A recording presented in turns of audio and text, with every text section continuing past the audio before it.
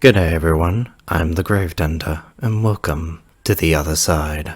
In 2007, Ubisoft first introduced us to Desmond Miles in the world of Assassin's Creed, a vast alternate universe where all of history has been plagued by a secret war between the Assassins and the Templars, one dedicated to freedom and the other to power. Now, 13 years later, Assassin's Creed Valhalla has arrived, giving gamers a new setting, new story, and new people to stab in the face. Taking control of Eivor, a Viking raider with a traumatic childhood and a desire for vengeance, the player is at first tasked with simply seeking revenge for your parents' deaths. But after your adoptive father makes some questionable political decisions, you and your brother Sigurd decide to leave Norway and go to England to start anew.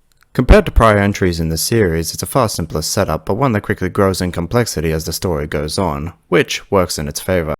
The prologue is designed to give players a taste of what to expect in Valhalla's complex narrative. There will be violence, there will be political intrigue, but most of all, there will be family drama. Regardless, it won't be long after the intro that you'll settle back into the Assassin's Creed formula of stabbing, sneaking, and stealing. Once you arrive in England, the work begins in establishing your settlement, building alliances and stealing whatever shit you need to keep yourself afloat. For the Nordic people, England truly was this land of wonders, full of potential and ripe to be plundered.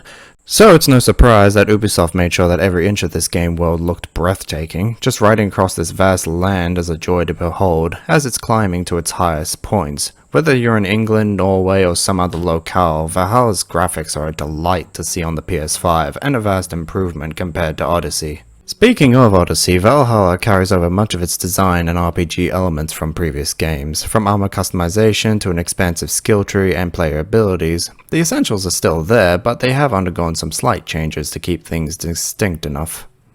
Enemies will no longer drop bucket loads of random weapons and gear this time. Rather, there are a multitude of unique armor sets and weapons throughout the game which you can only find once, meaning that you can't find three of the same weapon with the same perks. Each weapon has their own benefits and look to them, making each find distinct in its own way.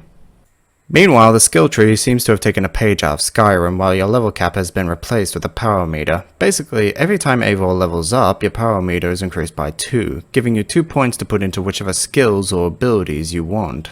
As for player abilities, they can no longer be bought, rather they must be found throughout the world, and you'll never know what abilities you'll have until you find them. It certainly adds an extra layer of mystery for the player, making each book you discover a sought-after resource. These factors all culminate in a combat system that reflects the brutal fighting style of the Vikings. By giving players free rein to fight however they wish, all Ubisoft needed to do was provide players with the tools needed to win a fight, and they do so in spades. Sever people's limbs as you proceed to plunder their homes, fire multiple arrows from a distance with your bow, or even dual-wield any two kinds of weapons. From axes to spears and even shields, Valhalla's combat provides you with plenty of ways to conduct this symphony of destruction. All the while, your Raven can give you the means to scout out the land, point out valuable targets to you, and determine the best routes you can take to reach them. Whether this be by horseback, on foot, or via boat, all these methods of movement have been streamlined and simplified to make it easy for the player to move about the environment, especially the ship mechanics, which, unlike Odyssey, possess no form of ship-to-ship combat, a far cry from the days of Black Flag and Rogue, but considering the setting, it makes sense not to include such a feature. Besides, you'll be spending most of your time on land, so naval combat isn't really necessary. It's safe to say that there are plenty of options to determine how you can approach a fight. However, I found that as I played through the game that there are only a handful of skills that are really useful for any situation, while the rest are quickly forgotten. Furthermore, despite being able to dual-wield 2 weapons at once, I really didn't see a need to. Dual-wielding doesn't increase your damage output, it simply gives you some special skills depending on whichever weapon is in your left hand, while the weapon in your right determines your actual fighting style in combat. I found it easier to just stick to using a shield in my left since it allows me to block and parry enemies. Furthermore, once you found a weapon you like, there's almost no need to try any other weapons in the game. Same could be said for armor sets. During my time in Valhalla, I only ever used 2 sets of armor, one of which you start the game with. This seems to be a reoccurring theme with Valhalla. Despite giving you the options and numerous ways to play the game, once you've settled into your chosen playstyle, there's really no point in doing so. Same could be said for leveling up. Aside from the mini-bosses you find throughout the game world, the regular enemies don't pose any real threat so long as you're properly leveled and manage your gear properly. which is relatively easy. All that you need to upgrade your gear can be found on your map whenever you conduct a raid, so you'll never be without resources. There is the occasional difficulty spike, but these usually arise whenever you confront a mini-boss since their level tends to be much higher than the region in which they're found in. Still, I found combat to be the most enjoyable whenever I was conducting a raid, laying siege to a fortress, or taking on a high-level boss. Those are the only real moments when you're tested in-game. Any other time, combat is mostly straightforward and forgettable, just a bump in the road and nothing more really. While the combat has received a major overhaul, stealth and hunting the Order of the Ancients hasn't. Aside of course from possessing a cloak which will allow you to hide yourself in major cities and towns, the basic formula for assassinations has remained unchanged. You'll scour the countryside searching for clues, track down a target, and then eliminate the target, leading to a confession from your victim and a clue to one of the higher ranking members of the Order. However, unlike in Odyssey or Origins, I found that I wasn't as invested in the assassinations and the whole Order of Ancients storyline compared to previous games. This is likely due to what the story was actually focused on. Much like Odyssey, this is a story about family, making alliances and choices which have the potential to shape events to come, all the while dealing with personal conflicts between Eivor and Sigurd.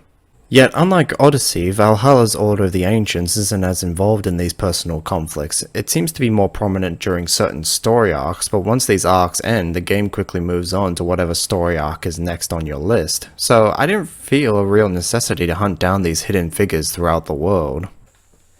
I felt more of a necessity to keep my gear upgraded, improving the state of my town and buying supplies whenever I found a trader than tracking these people down. It's disappointing since hunting targets throughout the game world has become such a staple in recent entries, but it also doesn't help that the silhouettes for the Order members do nothing to obscure who they are.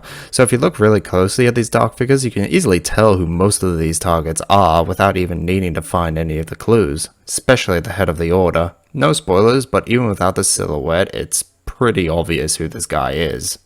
Thankfully, most of the characters in this game aren't as overt as the villains. You'll meet a vast array of characters on your journey, most of whom are pretty memorable and have their own arcs, which can be resolved with Eivor's help, so the game doesn't leave much room to really explore the Order of the Ancients, or even the Assassins for that matter. The most you get out of either group doesn't come until the end of the game, and that's mostly just laying the groundwork for future installments.